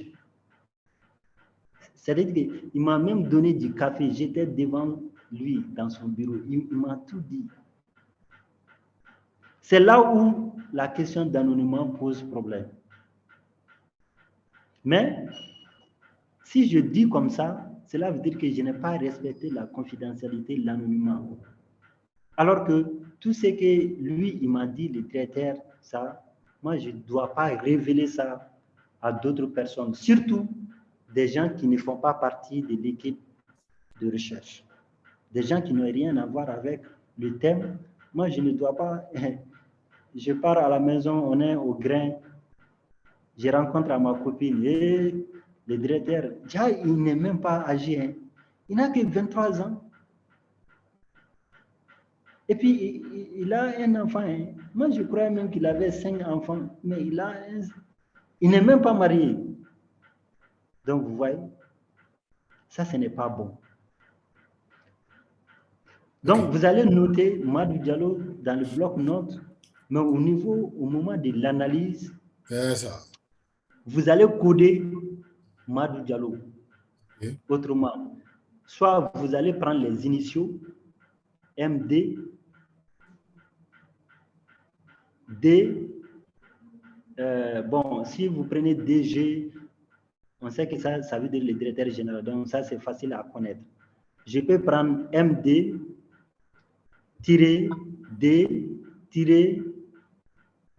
O, etc., etc. En tout cas, coder de telle sorte qu'on ne puisse pas identifier la personne. Je vais vous montrer un cas qu'on a eu à faire. Okay. Peut-être le cours prochain, je vais vous montrer la purification. Merci. Donc, même s'il y a plusieurs chercheurs qui analysent les résultats, finalement, il ne peut pas savoir que voilà, c'est Madou Diallo directement, mais au niveau, dans le corps, dans les récits, il peut se retrouver pour dire qu'effectivement, c'est le directeur général qui est en train de parler. Mais ce qui est sûr, même s'il connaît au niveau de la production du rapport en question, on ne va pas dire que directement, ça c'est le propos du directeur général. On va coder de telle sorte que les lecteurs qui liront, finalement, ils ne sauront pas que ça c'est le propos du directeur général. Donc, il y a des manières pour coder. C'est bon? Oui, c'est bon. Merci. Merci beaucoup. Ça, je pense. Oui? Je dis vraiment, le problème d'anonymat, c'est vraiment un problème. Et je pense que ça fait partie du motif pour lequel parfois les gens refusent soit de se faire enregistrer ou bien même de répondre. Exactement. Ça fait, voilà, parce que quand après tu as des problèmes parce que les gens n'ont pas leur langue dans la poche, c'est un problème, quoi. Tu préfères te taire et ne rien dire. Oui. Parce que celui qui fait même le travail et qui va aller divulguer lui-même, c'est comme il n'est pas convaincu de ce qu'il fait. Sinon, il ne va pas oser aller divulguer comme ça et parler comme ça n'importe où, n'importe comment. Je suis d'accord avec vous. Voilà, et je pense que c'est quand même un appel lancé à nous, futurs chercheurs ou je sais pas, de pouvoir nous maîtriser, quoi. Ouais, quelle qu'en soit la situation, même si on Voilà. vous donne la boisson que vous aimez Voilà. beaucoup plus là, il faut Oui. vraiment garder le sang-froid de ne pas Faut dire se maîtriser, quoi. c'est telle personne qui m'a dit. Parce que si vous ne faites pas attention, vous pouvez même disloquer tout un service. Hein. Oui, oui, effectivement. Parce que si le comptable sait que ce qu'il vous a dit là, vous avez informé le directeur de cela, ou en tout cas l'adjoint, vous voyez, donc vous allez vraiment créer un conflit au sein de l'organisation en question. Tu deviens un espion ou un escroc. Je ne sais même pas l'un des deux quand même, quoi. Oui. Donc vraiment, c'est quelque chose qui est important à prendre en compte, quoi. Donc, le thème 2, ça c'est l'organisation de l'entreprise. C'est vrai que moi, je suis motivé à comprendre les décisions, le processus de prise des décisions, mais pour comprendre ça, il me faut comprendre comment l'organisation même est organisée, comment c'est structuré. Ça, c'est important. Donc, voilà les guides. Donc, ce que vous voyez en gras, par exemple, si je dois recruter des enquêteurs, moi, je mets ça pour orienter les enquêteurs par rapport aux informations à rechercher sous ce thème 2-là, qui est l'organisation de l'entreprise. Nous cherchons à comprendre comment l'organisation est structurée, c'est-à-dire les différentes unités, entités de production qu'on y trouve. Il s'agit en outre de décrire les tâches de celles-ci et comment elles s'articulent ensemble dans l'opérationnalisation des tâches. Je pouvais même m'arrêter sur ça. Mais comme l'être humain est ce qu'il est là, je vais prendre des précautions pour développer, pour préciser encore ce que je veux comme information.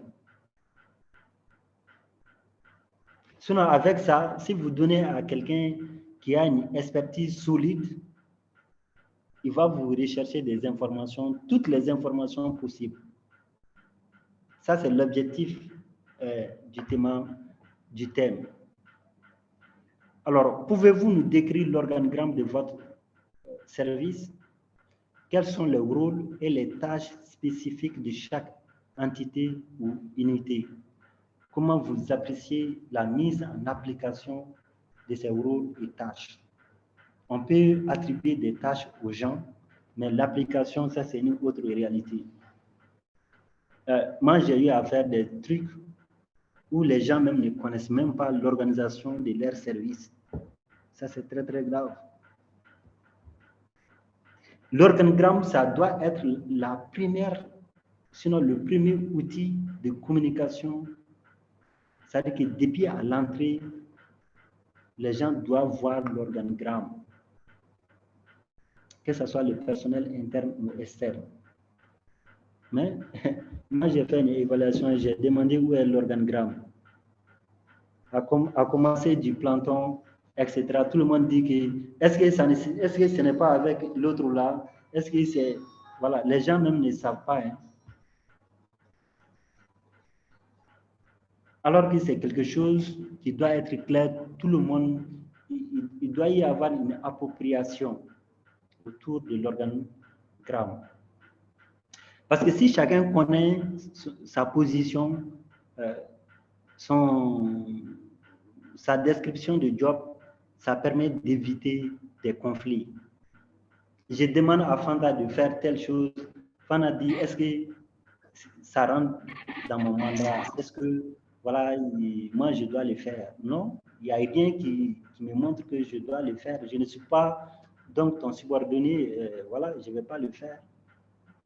Mais lorsque c'est clair, donc lorsque la hiérarchisation est claire et que le contenu des descriptions de job là sont clairs, quand je vais demander à Fanta de le faire, elle sait qu'elle doit me rendre compte. Dans ce cas, elle ne va pas s'opposer. Mais lorsque c'est du flou organisationnel, il y aura toujours des problèmes.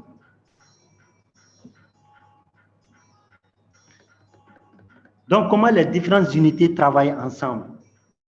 Est-ce qu'il y a une collaboration entre les différentes unités? Est-ce que la RH, par exemple, a un lien de collaboration avec le département marketing?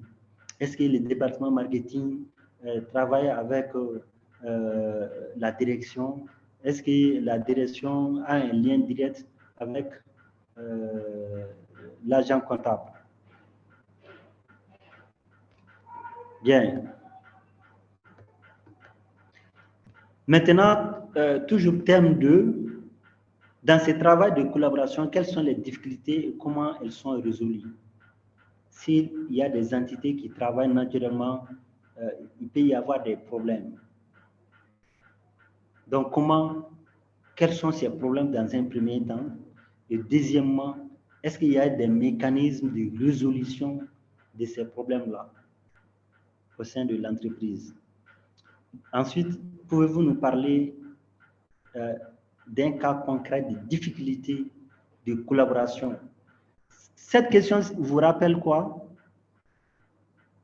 La dernière question vous rappelle quoi?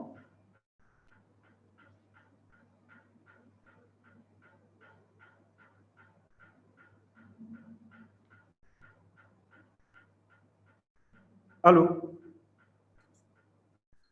Alors, professeur, on est à l'écoute. Oui, la dernière question, ça vous ramène à quoi? On a vu un élément dans le cours qu'on a bien développé, on a beaucoup insisté. C'est quoi? Aujourd'hui? Ça ne vaut même pas 15 minutes. Peut-être vous avez parlé de l'organigramme. C'est pas l'organigramme. C'est surtout la subordination. Est-ce que vous avez compris ma question? J'ai dit, la dernière question là, pouvez-vous nous parler d'un cas concret de difficultés de collaboration des unités que votre entreprise a été victime? On a Quand parlé... vous regardez là... Hein? Oui, professeur. Oui. L'organisation? Professeur? Allez-y. Oui, voilà. Et moi, je voulais souligner que ça met sur même la question là vise la relation des employés. C'est-à-dire, quelle relation entretient-il les employés au sein de l'entreprise? Voilà. Et ça concerne un peu les secrets de l'organisation. Oui, et c'est comme ça que moi, quand même, j'ai compris la question. D'accord, qui d'autre? Et les aussi. Hein? Il y a plus de régions, quoi. Ok. C'est surtout la définition du rôle de tout un chacun. Mais quand vous voyez le lien entre la première question et la seconde question, dans ce travail de collaboration, quelles sont les difficultés et comment elles sont résolues? Ensuite, on dit, est-ce que vous pouvez nous donner un exemple concret de difficultés? Qu'est-ce que vous voyez? Qu'est-ce que vous constatez?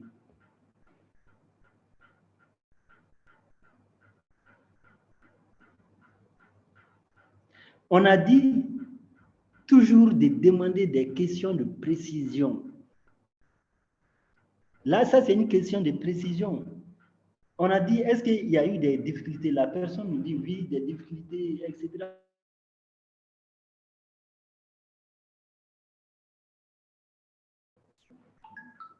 Là, on veut être concret. Et il y a eu un bon moment, le comptable a refusé de signer par rapport aux questions de précision, aux questions qui demandent de relater des exemples.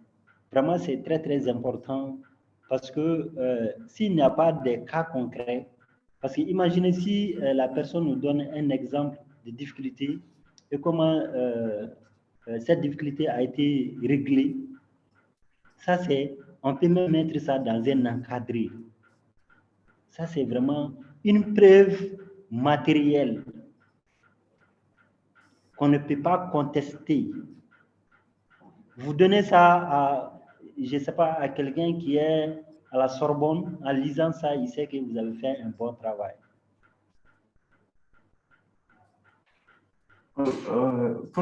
C'est des informations comme ça qu'on doit mettre dans l'encadré. Parce que c'est vraiment, ça nous donne des informations sur quelque chose qui est concrète. Mais la personne va dire, il y a eu des... Mais combien de... Quelle était la nature de ces difficultés? Est-ce que c'était administratif? Est-ce que ces difficultés-là, par exemple, c'était lié au fait qu'il n'y a pas un système de communication fluide? Est-ce que c'était lié vraiment au non-paiement du salaire? Mais si vous ne demandez pas des précisions, on ne saura pas la nature des difficultés. Alors qu'on a dit, nous sommes dans l'enquête qualitative, on est motivé à savoir les détails.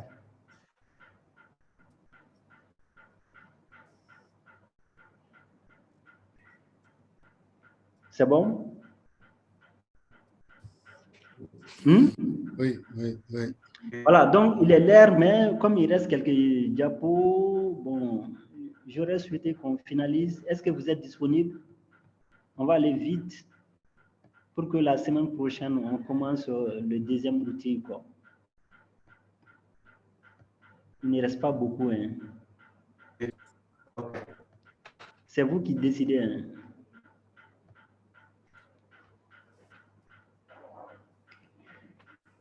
Qu'est-ce que vous pensez?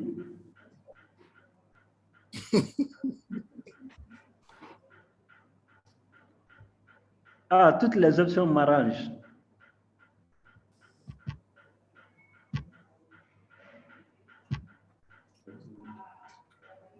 Qui est le porte-parole? Non, si toutes les options vous arrangent, là, on peut laisser. On peut laisser. Aujourd'hui, oui. Non, Hervé, il faut répondre. Hein? C'est Hervé qui est le porte-parole. S'il n'est pas là, l'adjoint, c'est Dambélé. Ok. Bon, de toute façon, voilà, c'est vous qui cherchez la connaissance. Voilà, si vous décidez qu'on arrête, il n'y a pas de problème, on se dit à la semaine prochaine.